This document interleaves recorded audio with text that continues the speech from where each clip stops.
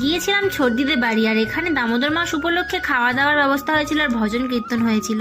আর এদিকে দেখো আমাদের আয়ুষ সোনাকে ও পায়েস নিয়ে বসেছে ঘুম থেকে উঠে খেতে, আর আমি খাওয়া দাওয়া করে বাড়ি চলে যাচ্ছি।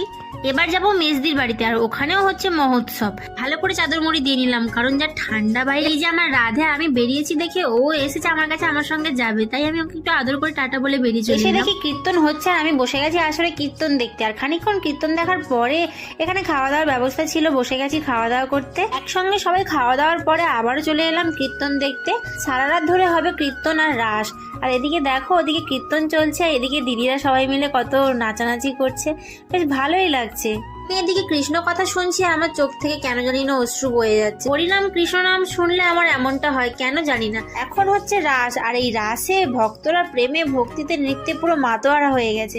আর দেখো কত সুন্দর লাগছে আসরটা। এখন বাজে প্রায় 5টা, মানে ওই 4:49। আরও চোখে ঘুম নেই, সবাই নাচছে আনন্দ করছে। আর শেষমেশ রাধা কৃষ্ণের মিলন ঘটেছে, আর সেই যুগলবন্দির দৃশ্য তোমরা দেখো আর প্রেম সে বলো। রাধে রাধে।